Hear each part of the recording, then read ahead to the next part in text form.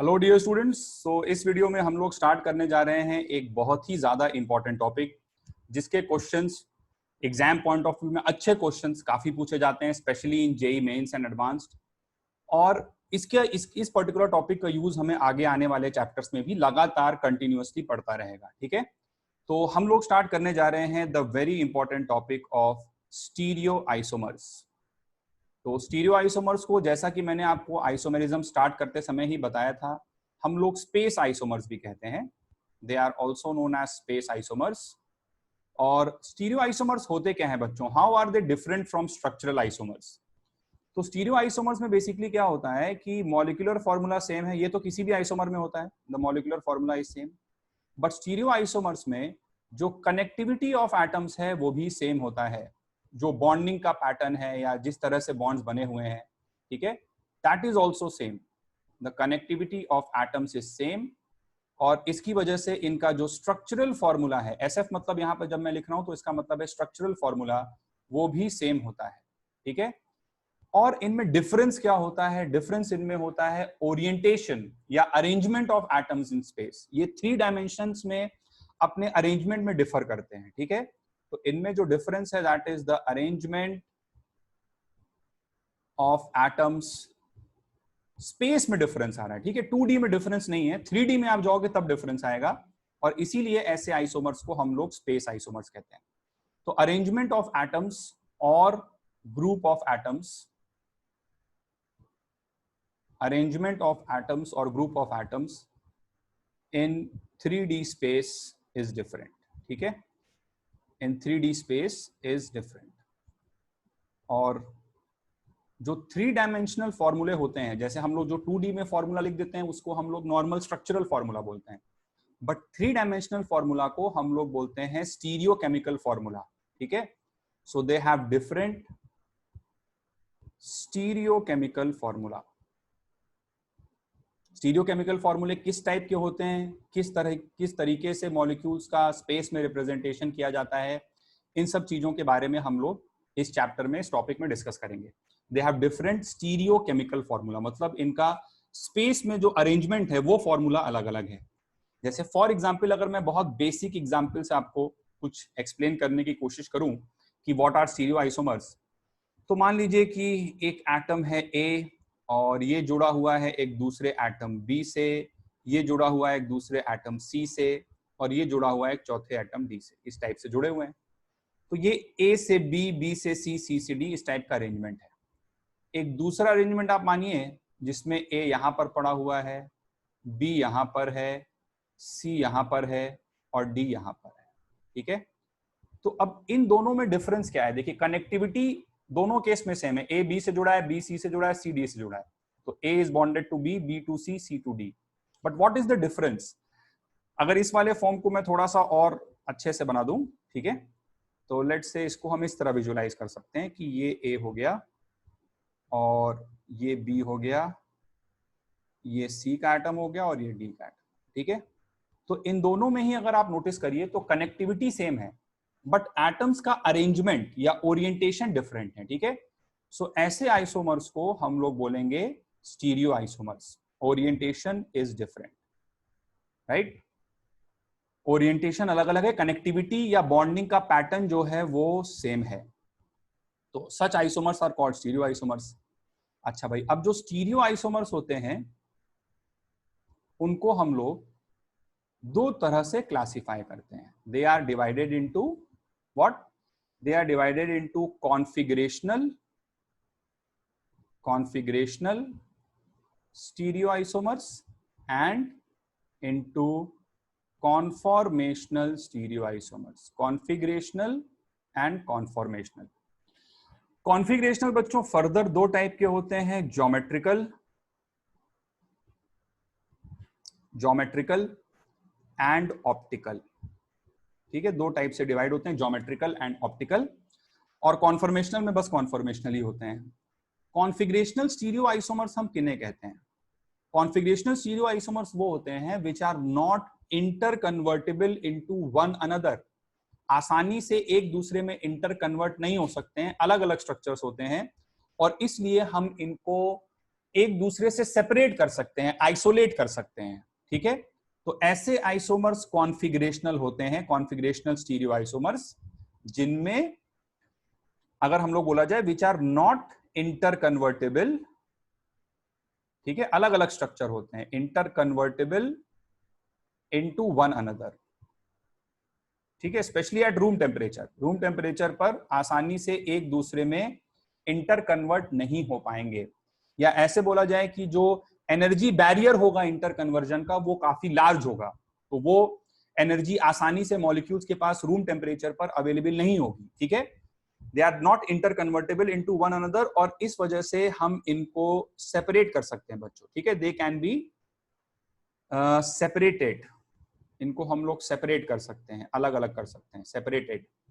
Where as जो conformational होते हैं दे easily inter convert into one another, ये बहुत आसानी से एक दूसरे में इंटर कन्वर्ट कर जाते हैं, they interconvert into one another, और इनको आप सेपरेट या आइसोलेट नहीं कर सकते, आइसोलेट करना इनको पॉसिबल नहीं है, ठीक है।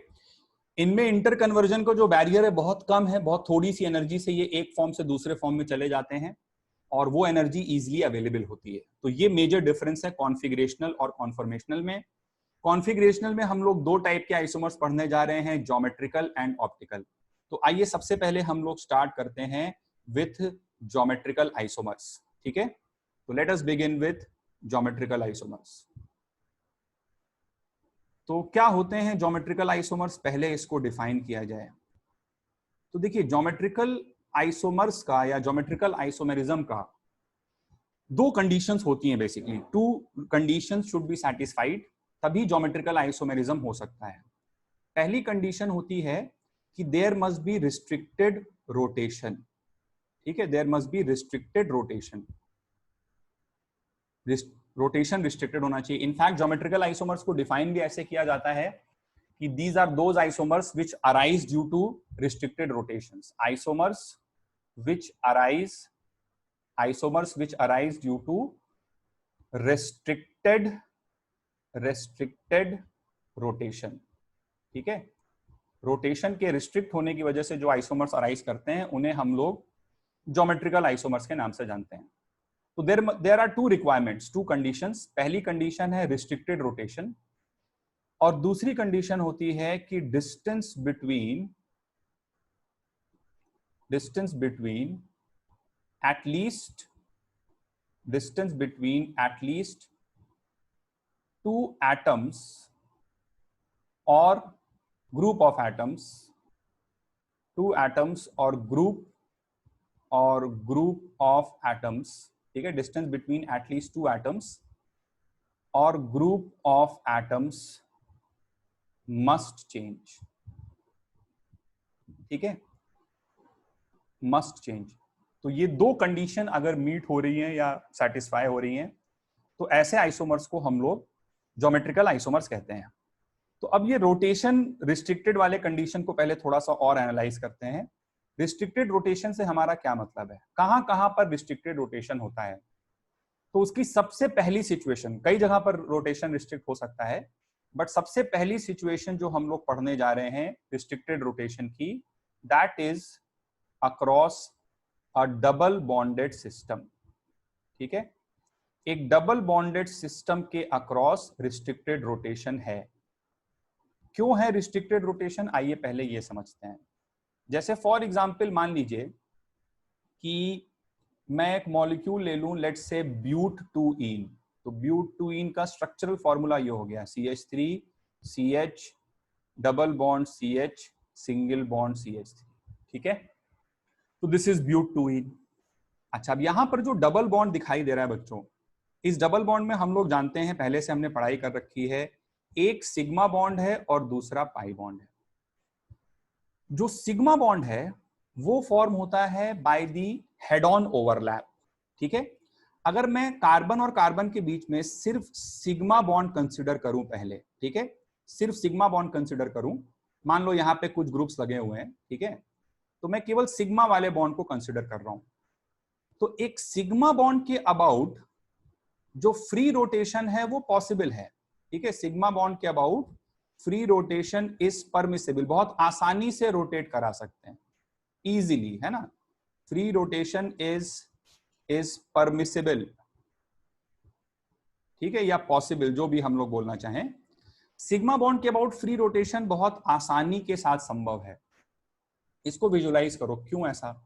बहुत ही सिंपल है। देखो, ये मान लो दो कार्बन कार्बन, ये कार्बन कार्बन के बीच में एक सिग्मा बॉन्ड दिख रहा है, तो दोनों का हाइब्रिडाइजेशन sp3 है, तो ये वाला जो सिग्मा बॉन्ड है ये फॉर्म हुआ होगा by the overlap of sp3 hybrid orbitals of these two carbon atoms. इस तरह से ये सिग्मा बॉन्ड बना होगा, ठीक है। और ये जो ओवरलैपिंग वाला रीजन है बीच में, बेसिकली इसी को हम लोग बॉन्ड बोलते हैं, ठीक है। तो ये क्या है, एक सिलिंड्रिकल शेप का है। अब एक कार्बन के एटम को फिक्स करके तुम दूसरे कार्बन के एटम को सपोज करो रोटेट करा रहे हो, ठीक है, तो उस रोटेशन से इस ओवरलैपिंग वाले रीजन पर कोई फर्क नहीं पड़ रहा है, वो आसानी से, मतलब वो चेंज नहीं हो रहा है, बेसिकली जितना ओवरलैप था उतना ही ओवरलैप रह रहा है, तो बॉन्ड ब्रेक नहीं हो रहा है बेसिकली, ठीक है, मैं ये कहना चाह रहा हूं।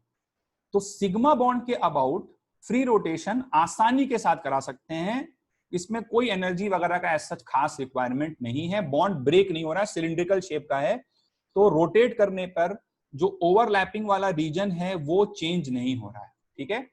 तो फ्री रोटेशन इज परमिसिबल या possible about a sigma bond. एक सिग्मा बॉन्ड के अबाउट बहुत आसानी से हम लोग फ्री रोटेशन करा सकते हैं, ठीक है।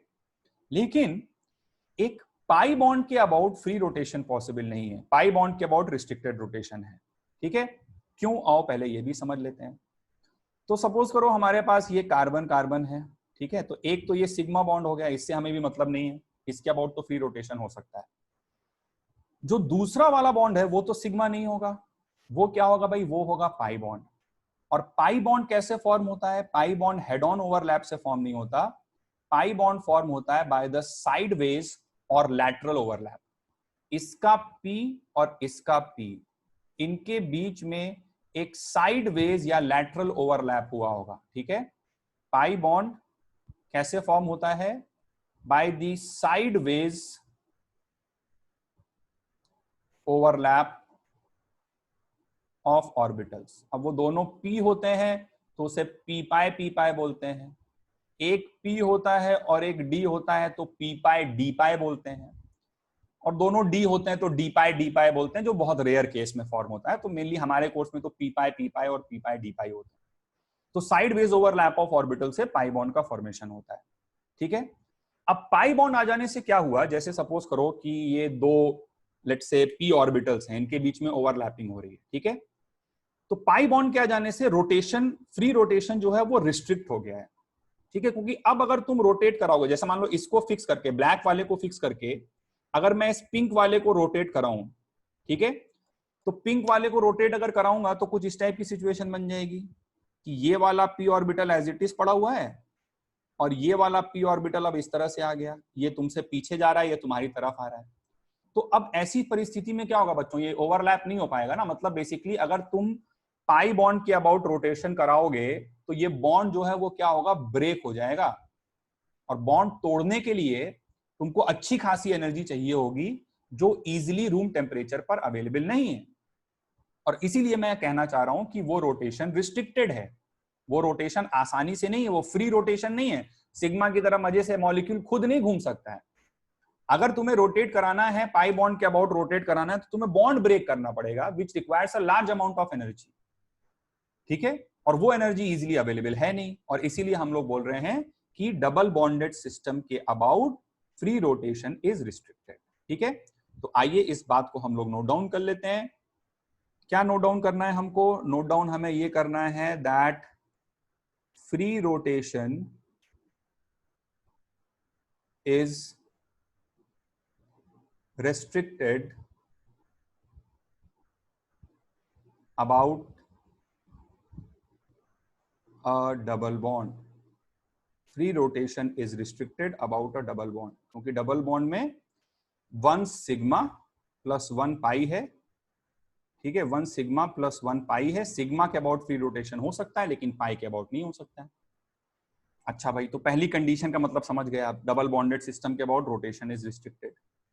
अब वापिस से हम लोग जरा फिर से उसी मॉलिक्यूल पे आ जाते हैं, ब्यूट-2-इन पे, CH3 CH double bond CH single bond CH3, ठीक है।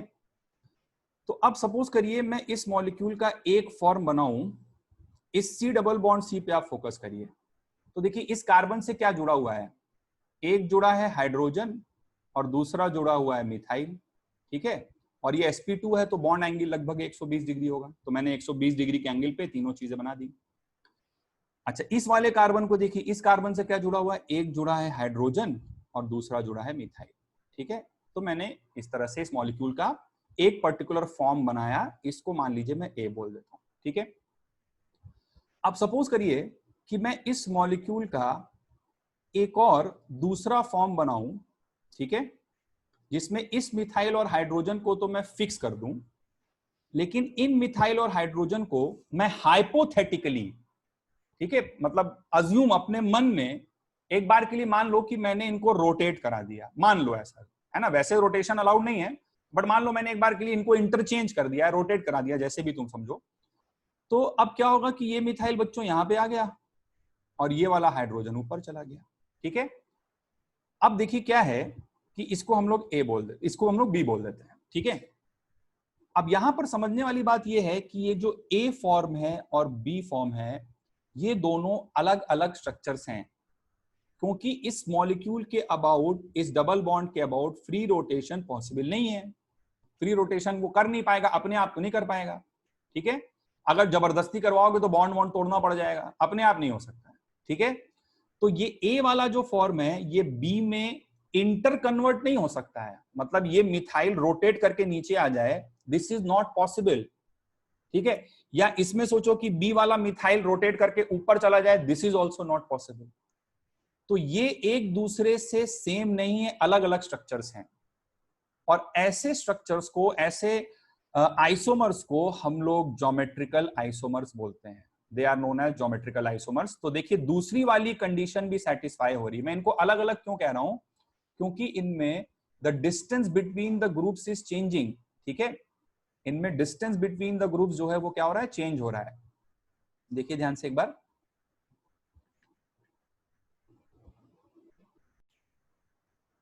जैसे इस वाले ए वाले स्ट्रक्चर में अगर हम लोग देखें तो ये हाइड्रोजन और हाइड्रोजन ये दोनों एक दूसरे के पास पास हैं, और ये मिथाइल और मिथाइल भी दोनों एक दूसरे के पास पास हैं, ठीक है। ये बात समझ में आ रही है। लेकिन इसमें देखिए हाइड्रोजन और हाइड्रोजन के बीच का डिस्टेंस चेंज हो गया, और मिथाइल के बीच का डिस्टेंस भी चेंज हो गया, ठीक है। तो ऐसे दो अलग अलग स्ट्रक्चर्स जिसमें distance between at least two atoms या two group of atoms change हो जाए और रोटेशन रिस्ट्रिक्टेड हो, ऐसे दोनों स्ट्रक्चर्स को हम लोग ज्योमेट्रिकल आइसोमर्स बोलते हैं। ये बात गौर करिए कि दोनों में कनेक्टिविटी बिल्कुल सेम है, सिर्फ इनका स्पेस में अरेंजमेंट जो है वो अलग अलग है, ठीक है। तो अब आइए हम लोग आगे बढ़ते हैं और हम लोग डिस्कस करते हैं कंडीशन फॉर जीआई, ठीक है। डिस्टेंस चेंज होना चाहिए, ये बात ध्यान रखिएगा।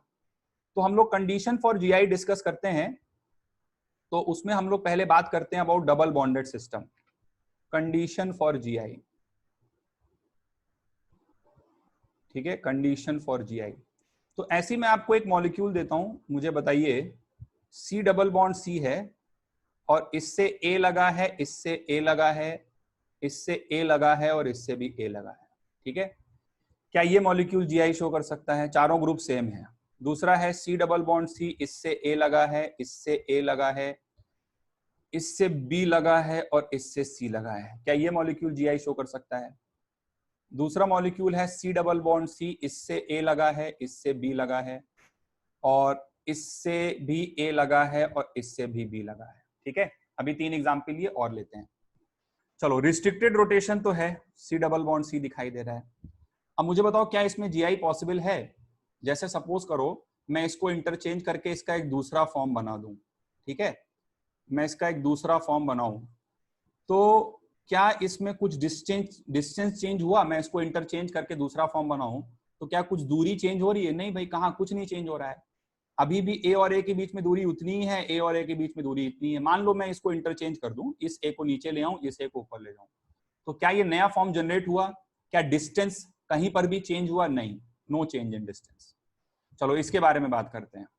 इसके बारे में देखो, इसमें मैं क्या करूं भाई, इधर ए और ए लगा हुआ है, ठीक है, और मैं इनको इंटरचेंज कर दूं, इसको मैं नीचे लाऊं, इसको ऊपर ले जाऊं, तो इधर मैंने सी, मतलब हाइपोथेटिकली मैं पेपर पे रोटेशन करा दूं, वैसे तो रोटेशन नहीं होगा, सी और बी बना दूं, ठीक है। चलो अब बताओ कि क्या ये कुछ अलग फॉर्म बना है, यहां ए और बी के बीच की दूरी ये है, ठीक है।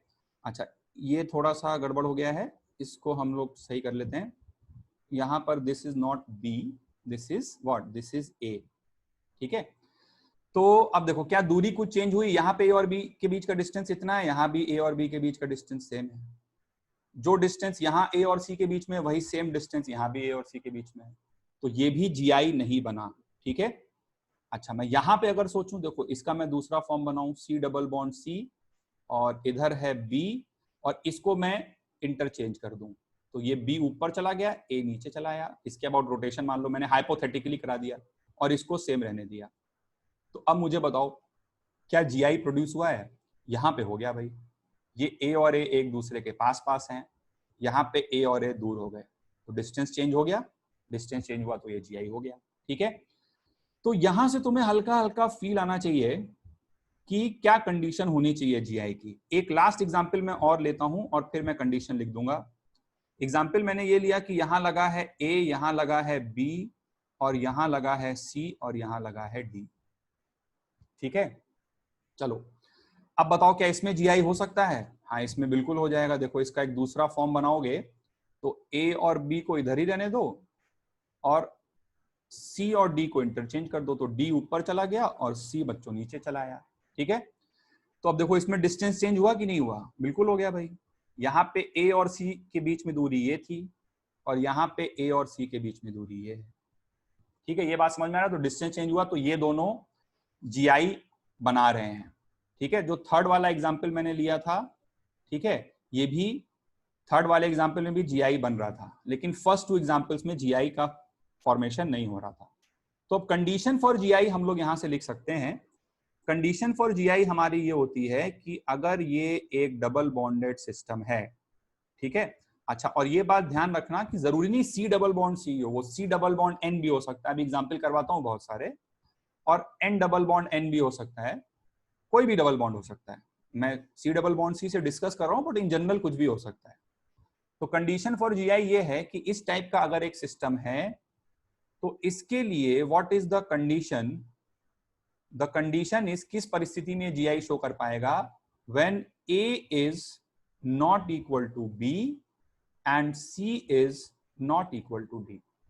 मतलब इस कार्बन से लगे हुए दोनों ग्रुप्स अलग अलग हों और इस कार्बन से लगे हुए भी दोनों ग्रुप्स अलग अलग हों।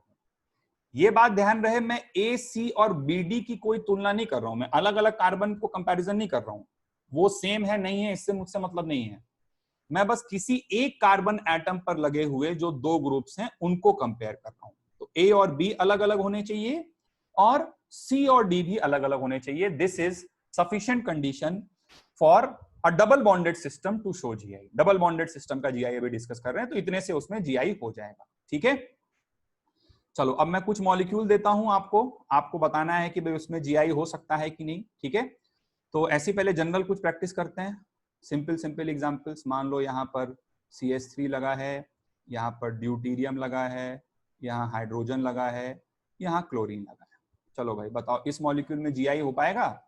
तुम लोग यस सर हो पाएगा। देखिए A not equal to B है, C not equal to D है, और यहाँ पे डबल बॉन्डेड सिस्टम है, तो यस जीआई इज पॉसिबल, ठीक है। चलो अगला एग्जाम्पल देखते हैं, CH3CH डबल बॉन्ड N और OH, ठीक है। चलो ये C double bond N system दिख रहा है, रिस्ट्रिक्टेड रोटेशन है। अच्छा आप बताओ इस मॉलिक्यूल में जीआई हो सकता है? तो बोलोगे सर देखिए A not equal to B, यहाँ पे तो दिख रहा है सर, लेकिन यहाँ तो एक ही ग्रुप है। नहीं, यहाँ पे एक ग्रुप और है, और वो ग्रुप थोड़ा सा मन की नजरों से देखो, वो ग्रुप है एक लोन पेयर। तो लोन पेयर को भी हम लोग एक ग्रुप की तरह देख सकते हैं। मतलब ये सी कोई एटम ही नहीं होना चाहिए, जरूरी नहीं कि एटम ही हो, लोन पेयर भी हो सकता है। तो यहाँ पे दूसरा ग्रुप क्या हो गया? लोन पेयर हो गया। तो ये सी नॉट, भाई नाइट्रोजन पे एक लोन पेयर प्रेजेंट होगा ना, और इसका आप एक दूसरा फॉर्म बना सकते हो, ठीक है। दूसरा फॉर्म इसका क्या बन जाएगा देखो जल्दी से, दूसरा फॉर्म इसका बनेगा C डबल बॉन्ड N और हाइपोथेटिकली पेपर पे रोटेट करा दो तो OH ऊपर, लोन पेयर नीचे, और यहाँ पर तो CH3 है और यहाँ पर तो H है। ठीक है, तो A not equal to B है, C not equal to D है, तो यस इसमें भी GI पॉसिबल है, और ये नीचे मैंने इसका दूसरा GI बना दिया है। ठीक है, चलो और भी डबल बॉन्डेड सिस्टम हो सकते हैं, जैसे मान लो कभी तुम्हें दे दिया जाए N डबल बॉन्ड N और इससे एक H लगा हुआ है और इससे एक H लगा हुआ है। अब ऐसे तुम देखोगे तुम्हें एक ही एक ग्रुप दिखाई देगा, लेकिन एक एक दूसरा ग्रुप भी है, और वो क्या है, नाइट्रोजन एटम्स का लोन पेयर। ठीक है, तो A not equal to B, C not equal to D, तो इसमें भी यस GI इज पॉसिबल। ठीक है, समझ पा रहे हैं बात को। और इसका एक दूसरा फॉर्म बना सकते हैं आप। ठीक है, इंटर कन्वर्टेबल नहीं है, एक दूसरे में सेपरेट किया जा सकता है इनको, तो जिसमें आप एक जगह पर चेंज कर दीजिए, इस हाइड्रोजन को इधर लगा दीजिए, इस हाइड्रोजन को इधर ले जाइए।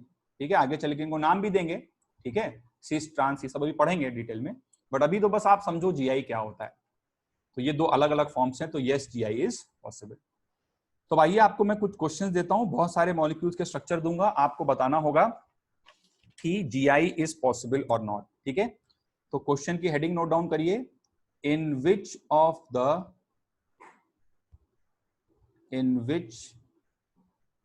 of the following molecules, ठीक है, in which of the following molecules GI is possible। ठीक है, तो ये हमारा क्वेश्चन रहेगा बच्चों। तो आइए नोट डाउन करना स्टार्ट करते हैं। नंबर वन देखिए क्या है। नंबर 1 मैंने आपको मॉलिक्यूल दिया, बहुत सारे क्वेश्चन करवाऊंगा प्रैक्टिस के लिए। C डबल बॉन्ड CH3 और यहाँ पर लगा हुआ है Cl, यहाँ पर लगा है Cl, यहाँ पर लगा है H। नोट करते चलिए। क्वेश्चन नंबर 2 दिया C डबल बॉन्ड C, यहाँ पर लगा है H, यहाँ पर लगा है Cl, यहाँ लगा हुआ है CH3 और यहाँ लगा है CH3। ठीक है, चलिए अगला नोट करिए। क्वेश्चन नंबर 3 है C डबल बॉन्ड C और इससे लगा हुआ है, ठीक है, O, इस तरह से रिंग बनी हुई है और यहाँ पर ऑक्सीजन का एटम है, और इधर लगा हुआ है H और इधर लगा हुआ है Cl। This is question number 3। And question number 4 is हमारे पास है C डबल बॉन्ड C, यहाँ पर है H, यहाँ पर है Cl और यहाँ पर एक 5 मेंबर्ड रिंग है, ये ऑक्सीजन का एटम है, और इस तरह से। चलिए पहले इन 4 क्वेश्चंस को हम लोग डिस्कस कर लेते हैं, फिर और प्रैक्टिस कराएंगे आपको। रिस्ट्रिक्टेड रोटेशन दिखाई दे रहा है, आप पहले चाहें तो वीडियो को पॉज करके खुद से अटेम्प्ट करके भी देख सकते हैं। तो A not equal to B, C not equal to D, तो यहाँ पर GI हो सकता है। यहाँ पे A और B बराबर हो गए तो यहाँ GI नहीं हो सकता।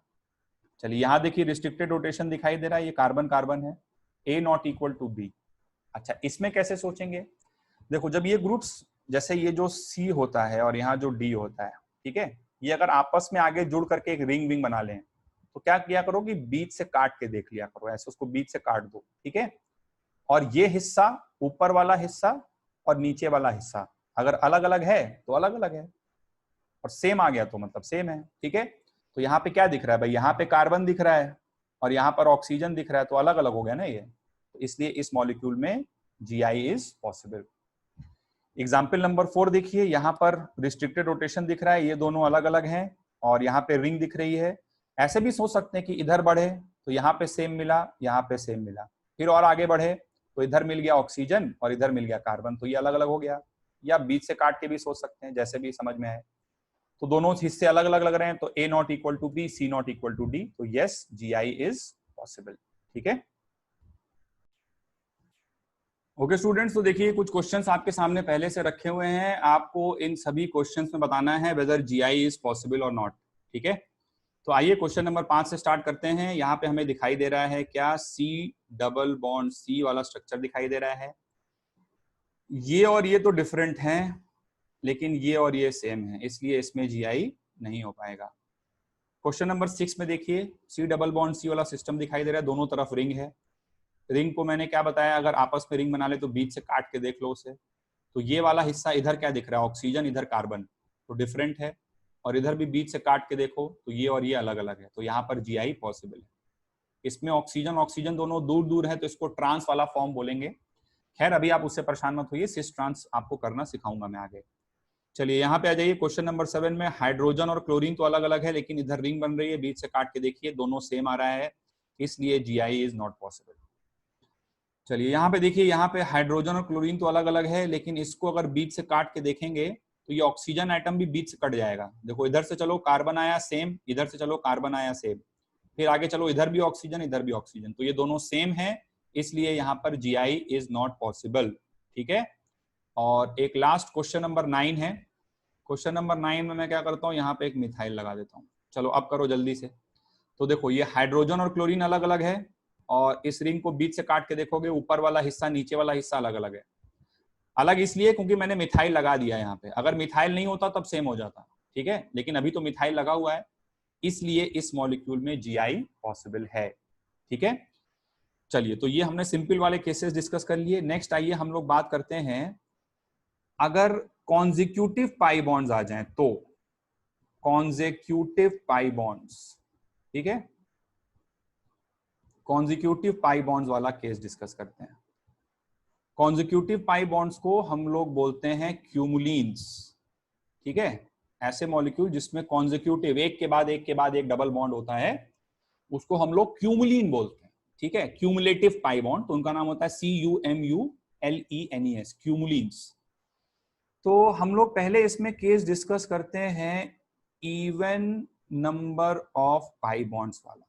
ठीक है, even number of pi bonds मतलब 2, 4, 6 इस टाइप से। ठीक है, तो even number of pi bonds अगर होंगे तो क्या होगा। तो एग्जाम्पल के तौर पे सपोज करिए कि मैं आपको एक मॉलिक्यूल दे रहा हूं C double bond C double bond C। ठीक है, यहां पर प्यारे बच्चों लगा हुआ है H और Cl, और यहां पर लगा हुआ है H और Cl। ठीक है, चलो मैं तुमसे पूछूं कि क्या यहां पर जीआई संभव है, तो अभी तो तुम देखने में शायद हो सकता है कह दो कि सर देखिए डबल बॉन्डेड सिस्टम दिख रहा है, रिस्ट्रिक्टेड रोटेशन है, और सर देखिए A not equal to B है, और sir C not equal to D है, तो सर इसलिए जीआई तो हो जाएगा। ठीक है, बट ये गलत है, जीआई यहां पर नहीं हो पाएगा। उसका रीजन थोड़ा सा हम लोग को और डिटेल में एनालाइज करना पड़ेगा। वैसे ये तुमने केमिकल बॉन्डिंग में भी पढ़ा होगा। बेसिकली क्या होता है कि ये दोनों एटम्स, मतलब ये लेफ्ट वाला हाइड्रोजन और क्लोरीन और राइट वाला हाइड्रोजन और क्लोरीन, ठीक है, ये सेम प्लेन में नहीं होते हैं। तो थोड़ा सा इस बात को हम लोग एनालाइज करते हैं पहले कि इनका प्लेन सेम नहीं है। तो इसको समझने के लिए हम लोग थोड़ा सा इसका ऑर्बिटल डायग्राम बनाते हैं। ऑर्बिटल डायग्राम बनाने के लिए हम लोग एक कोऑर्डिनेट सिस्टम मान लेते हैं। मान लो इस टाइप से मैंने कोऑर्डिनेट सिस्टम मान लिया। ठीक है, और मान लो कि ये वाला एक्स एक्सिस है और ये वाला वाई एक्सिस है, और ये सामने की तरफ जो निकल के आ रहा है ये जेड एक्सिस है। अच्छा, अब पहले तो ये बात तुम समझ लो कि sp2 हाइब्रिडाइजेशन में, sp2 हाइब्रिडाइजेशन की ज्योमेट्री क्या होती है, प्लेनर। ठीक है, अब sp2 में जो p वाले ऑर्बिटल्स हैं, 2 p ऑर्बिटल जाते हैं, तो वो px और py भी हो सकते हैं। ठीक है, या sp2 में जो 2 जाने वाले हैं वो py और pz भी हो सकते हैं, या sp2 में जो 2 p ऑर्बिटल जाने वाले हैं वो pz और px भी हो सकते हैं। ये 3 पॉसिबिलिटी बनती है sp2 होने के लिए। ठीक है, अगर वो px और py हैं तो वो जो एटम्स हैं, जो बॉन्ड्स हैं, बेसिकली sp2 में 3 कार्बन के बॉन्ड होंगे। ठीक है ना, मतलब 3, एक डबल बॉन्ड होगा और 2 सिंगल बॉन्ड होंगे इस टाइप से, है ना। तो वो जो 120 डिग्री का बॉन्ड एंगल, तो जो वो प्लेनर ज्योमेट्री है, अगर px py से बनती है तो वो xy प्लेन में लाई करती है। ठीक है, xy प्लेन में।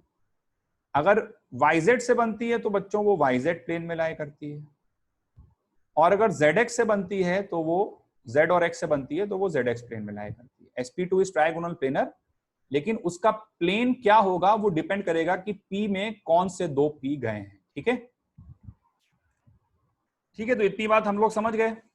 अच्छा, अब देखो क्या है कि ये वाला जो कार्बन एटम है इसका हाइब्रिडाइजेशन बच्चों sp2 है, ये वाले कार्बन एटम का हाइब्रिडाइजेशन sp है, और ये वाले कार्बन एटम का हाइब्रिडाइजेशन फिर से sp2 है।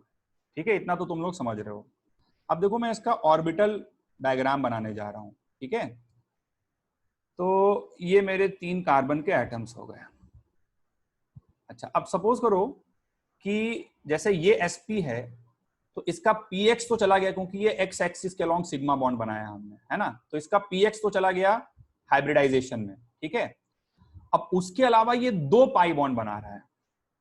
तो मान लो ऐसा कि ये जो लेफ्ट वाला पाई बॉन्ड है, सपोज करो ये बना पी वाई और पी वाई के ओवरलैप से। कोऑर्डिनेट सिस्टम एक बार फिर से देख लो, मैंने किसको वाई एक्सिस बोला है। ठीक है, तो एक्स वाला एक्सिस तो मॉलिक्यूलर एक्सिस हो गया, तो मॉलिक्यूलर एक्सिस के अराउंड इसके 2 बॉन्ड बन गए।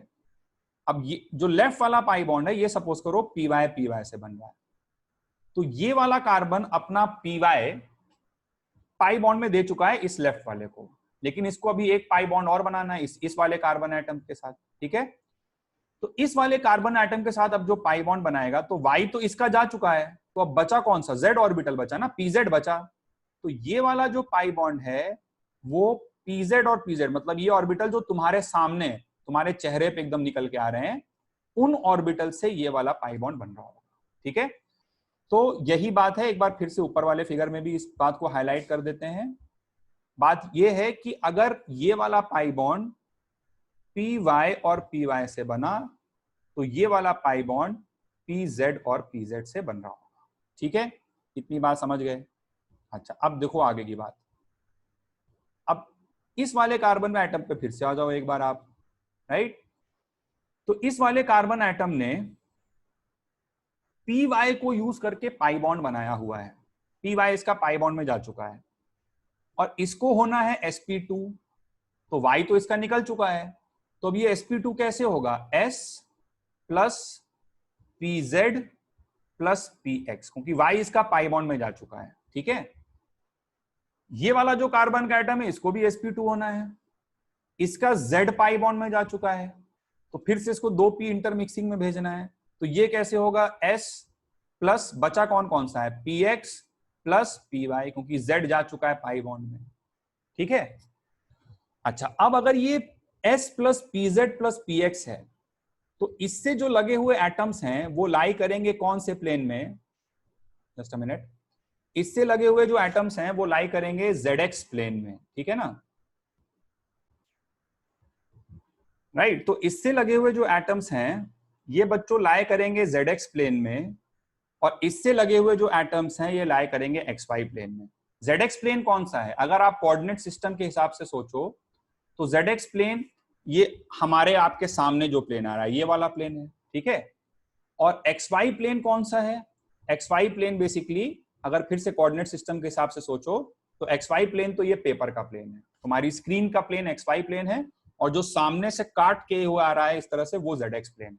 ठीक है, तो ये वाले जो हाइड्रोजन और क्लोरीन है ये zx प्लेन में है, और ये वाले जो हाइड्रोजन और क्लोरीन है ये xy प्लेन में है। तो अगर इस फिगर को हम लोग करेक्टली बनाएं, ठीक है, तो एक्चुअल इसकी ज्योमेट्री कुछ इस प्रकार की होगी, समझने की कोशिश करना, C double bond C double bond C, ठीक है, और यहां पे लगा हुआ है हाइड्रोजन, यहां पे लगा है क्लोरीन, ये है पेपर के प्लेन में, स्क्रीन के प्लेन में। ठीक है, और ये वाला जो हाइड्रोजन और क्लोरीन है वो एक इस तरह से तुम्हारे तरफ निकल के बाहर आ रहा है, इसको हम लोग बोलते हैं वेज।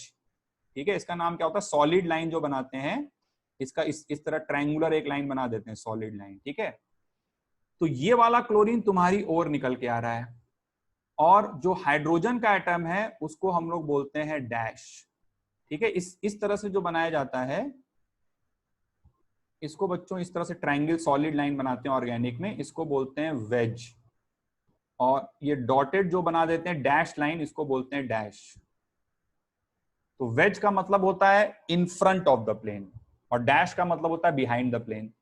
तो ये वाला जो क्लोरीन का एटम है ये तुम्हारी तरफ आगे निकल के आ रहा है, और ये जो हाइड्रोजन है ये तुमसे पीछे की तरफ है। तो ये एक्चुअल ज्योमेट्री है इस मॉलिक्यूल की, ठीक है। और अब यहां पर ये बात आप समझने की कोशिश करो कि यहां पर अगर आप इंटरचेंज कर भी दोगे, जैसे फॉर एग्जांपल मान लो कि इस क्लोरीन को मैं इधर ले गया और इस हाइड्रोजन को मैं यहां ले आया, ठीक है। तो ये परपेंडिकुलर प्लेन्स में है बेसिकली, इधर वाले हाइड्रोजन क्लोरीन और इधर वाले हाइड्रोजन क्लोरीन ये परपेंडिकुलर प्लेन्स में है। तो अगर मैंने इंटरचेंज कर भी दिया तो इससे distance between the atoms change नहीं हुआ है। जैसे फॉर एग्जांपल आप सपोज करो कि अगर मैं इस क्लोरीन से इस क्लोरीन के बीच का डिस्टेंस निकालने की कोशिश करूं, तो मैं क्या करूंगा, मैं पहले पेपर के प्लेन में यहां मूव किया, ठीक है। अच्छा, फिर इसके बाद मैं चलते चलते चलते चलते चलते चलते यहां पहुंच गया, और यहां पहुंचने के बाद मैं फिर से सामने की ओर आऊंगा, तब मुझे ये क्लोरीन का एटम मिलेगा। ये मैं सामने निकल के आ रहा हूं। जैसे ये पेपर के प्लेन में है, जैसे मान लो ये एक्स है और ये वाई है और ये जेड है, कुछ ये सामने की तरफ आ रहा है ना, आगे की तरफ निकल के आ रहा है। यहां पे देखो क्या होगा, यहां पे मैं क्लोरीन से इधर मूव करूंगा, यहां पे आऊंगा, ठीक है। ये पेपर के प्लेन में हूं, अभी पेपर के प्लेन में चलते चलते चलते चलते यहां से यहां आ गया, और फिर से यहां पहुंचने के बाद मुझे सामने ही तो आना पड़ेगा। तो इस पोजीशन में जो लाल वाला स्ट्रक्चर है उसमें क्लोरीन और क्लोरीन के बीच का डिस्टेंस, और जो ब्लैक वाला स्ट्रक्चर है उसमें क्लोरीन और क्लोरीन के बीच का डिस्टेंस ये सेम है, ये डिफरेंट नहीं है, दे आर नॉट अलग अलग, ठीक है। विजुलाइज करो इस बात को, भाई इस टाइप की चीज हो रही है। जैसे मान लो ये क्लोरीन का एटम है, तो इससे आगे की ओर बढ़ा मैं, ठीक है, ये प्लेन में चल रहा है, ठीक है। और फिर मैं मूव किया कार्बन कार्बन बॉन्ड के अलोंग, राइट, और फिर उसके बाद मैं फ्रंट में या बैक में आ रहा हूं, ठीक है। इस तरह से ऐसा मूवमेंट है, मतलब क्लोरीन के एटम से ये मान लो पेपर वाला प्लेन हो गया, तो क्लोरीन के एटम्स में ऊपर मूव किया, फिर मैं इस तरह से धीरे धीरे आगे बढ़ा, ये कार्बन की चेन खत्म हो गई। अब इसके बाद मैं ऊपर नहीं जा रहा हूं, ऊपर या नीचे जा रहा होता तब डिस्टेंस चेंज, लेकिन मैं सामने आ रहा हूं, ठीक है। तो अब इस क्लोरीन को मैं नीचे रखूं चाहे ऊपर रखूं, डिस्टेंस सेम ही रहेगा बेसिकली। आप पाइथागोरस थ्योरम इन 3D से भी सोच सकते हो, भाई इनके बीच में डिस्टेंस क्या हो जाएगा, √x² + y² + z², ये हो जाएगा। तो वो उतना ही रहने वाला है बेसिकली। तो ये ग्रुप्स और ये ग्रुप्स परपेंडिकुलर प्लेन में है, मतलब ये है zx प्लेन में, और ये दोनों हाइड्रोजन और क्लोरीन xy प्लेन में है, और ये दोनों हाइड्रोजन और क्लोरीन zx प्लेन में, ठीक है। और इसलिए इनके बीच में डिस्टेंस चेंज नहीं हुआ है, और इसलिए even number of pi bonds होंगे तो जीआई पॉसिबल नहीं है, ठीक है। लेकिन अगर odd number of pi bonds हो तो, odd number of pi bonds हो तो क्या हो जाएगा, ठीक है। Odd number of pi bonds वाला क्यूमुलिन अगर हुआ, C double bond C double bond C और डबल बॉन्ड C, 3 5 7 इस तरह से, ठीक है। 1 मत बोलना, क्योंकि 1 का मतलब तो क्यूमुलिन नहीं होगा, फिर तो एक ही पाई बॉन्ड है ना, कॉन्जिक्यूटिव होना चाहिए, तो कम से कम 2 तो होना चाहिए। तो अब देखो क्या है, मान लो ये वाला पाई बॉन्ड, अब इसमें पूरा फिगर नहीं बना रहा हूं, जल्दी समझ लो बस इसको। ये वाला पाई बॉन्ड बना मान लो py से, तो ये वाला पाई बॉन्ड बनेगा pz से, ठीक है। अच्छा, इसका z चला गया, फिर से एक पाई बॉन्ड बनाना है, तो ये वाला पाई बॉन्ड फिर से बनेगा किससे, py से। सोच पा रहे हो ना बात को, ठीक है, चाहो तो फिगर बना के देख लेना। तो अब इसका y चला गया पाई बॉन्ड में, तो ये जो sp2 होगा, ये sp2 होगा s plus px plus pz, ठीक है। और ये जो sp2 का इसका भी y गया है, तो ये भी होगा s plus px plus pz।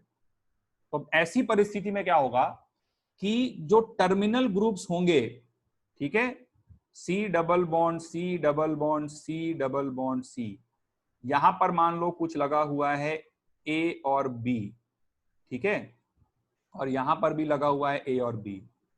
तो इधर वाले AB और इधर वाले AB, ये दोनों AB अब सेम प्लेन में होंगे, दोनों सेम प्लेन में, अलग अलग प्लेन में नहीं है। और क्योंकि ये भी ZX प्लेन में आ रहा है, ये भी ZX प्लेन में आ रहा है, समझ पा रहे हैं ना बात को, दोनों ZX प्लेन में आ रहा है। और अगर ये सेम प्लेन में होंगे तब तुम अगर इंटरचेंज कर दोगे, जैसे मान लो A, इस वाले A को नीचे ले आओ अगर, तब तुम इंटरचेंज करोगे तो A और A के बीच का डिस्टेंस अभी ये है, फिर चेंज हो जाएगा, ठीक है। तो ऐसे केस में odd number of pi bonds के केस में क्यूमुलिन में जीआई पॉसिबल है, बशर्ते provided A is not equals to B and इधर मान लो कुछ C और D लगे हुए हैं, है ना, या इसको A डैश और B डैश बोल देते हैं, and A dash is not equal to B dash. ये कंडीशन तो सेटिस्फाई होनी चाहिए ना भाई, जो पहले ओरिजिनल वाली कंडीशन थी, that condition must be met. तो ये दोनों अलग अलग हैं और ये दोनों अलग अलग हैं, तब फिर GI ऐसे केस में हो जाएगा, odd number of pi bond वाले केस में, ठीक है। तो दैट वाज ऑल अबाउट क्यूमुलिन्स। जल्दी से फटाफट हम लोग कुछ सवाल कर लेते हैं जिससे हमारी प्रैक्टिस हो जाए, ठीक है। तो नोट करिए, कुछ क्वेश्चंस नोट डाउन करिए जल्दी से। ओके स्टूडेंट्स, तो देखिए कुछ क्वेश्चंस आपके सामने पहले से लिखे हुए हैं और आपको बताना है कि इनमें GI पॉसिबल है या नहीं। तो आइए पहला क्वेश्चन देखते हैं। यहाँ पर देखिए क्या हो रहा है भाई, यहाँ तो साफ साफ even number of pi bonds दिख रहे हैं। ये दोनों अलग अलग तो हैं बट इनका प्लेन सेम नहीं होगा, एक दूसरे के परपेंडिकुलर होगा। मतलब दो इस तरह से हैं, मतलब ये दोनों अगर इस तरह से होंगे, एक मेरी तरफ एक तुम्हारी तरफ, तो बाकी दोनों इस तरह से होंगे पेपर वाले प्लेन में, तो इनके बीच में डिस्टेंस चेंज नहीं हो सकता है। Even number of pi bonds है, GI नॉट पॉसिबल, ठीक है। चलिए फॉर द सेम रीजन अगले क्वेश्चन में भी देखिए even number of pi bonds हैं, GI नॉट पॉसिबल, क्योंकि प्लेन परपेंडिकुलर होगा। जब even number of pi bond है तो चेक करने की जरूरत ही नहीं है, क्योंकि वहां पे तो हो ही नहीं सकता है, ठीक है। चलिए अगला क्वेश्चन देखिए, यहाँ पर हमें 1 2 3 और नंबर ऑफ पाई बॉन्ड्स दिख रहे हैं, ये दोनों अलग अलग हैं। यहाँ पर एक रिंग बनी हुई है, बीच से काट के देख लिया, ये दोनों भी अलग अलग हैं, तो यस GI इज पॉसिबल, ठीक है। चलिए फिर इसके बाद अगला क्वेश्चन देखिए, हमें odd number of pi bonds दिख रहे हैं, ये दोनों अलग अलग हैं, और इसको बीच से काट के देख लिया, ये दोनों भी अलग अलग हैं। अगर यहाँ पे ऑक्सीजन हो जाता तो भी इसमें GI नहीं हो पाता, क्योंकि फिर ऑड तो थे लेकिन अलग अलग ग्रुप्स थे ना, मतलब सॉरी, तब दोनों सेम हो जाते हैं ना, ठीक है, तो डिफरेंट भी होना चाहिए। तो अभी सल्फर और ऑक्सीजन है, मैं कह रहा हूं अगर यहाँ पे O होता तब मेरा आंसर हो जाता नो, लेकिन यहाँ पे अभी O नहीं है, S है, तो मेरा आंसर होगा S है, इसलिए यस होगा, ठीक है, GI इज पॉसिबल। और फाइनली ये लास्ट क्वेश्चन है, तो इसमें एक लोन पेयर और H अलग अलग दिख रहा है, और यहाँ भी लोन पेयर और H अलग अलग दिख रहा है, लेकिन even number of pi bonds है, तो इनके प्लेन्स परपेंडिकुलर होंगे, therefore GI is not possible, ठीक है। So that completes condition for GI across double bonded system. और किन किन टाइप के सिस्टम्स में GI हो सकता है, ये हम लोग आगे आने वाली क्लासेस में काफी डिटेल में पढ़ने वाले हैं, ठीक है। तो मिलते हैं अगले वीडियो में, टिल देन टेक केयर।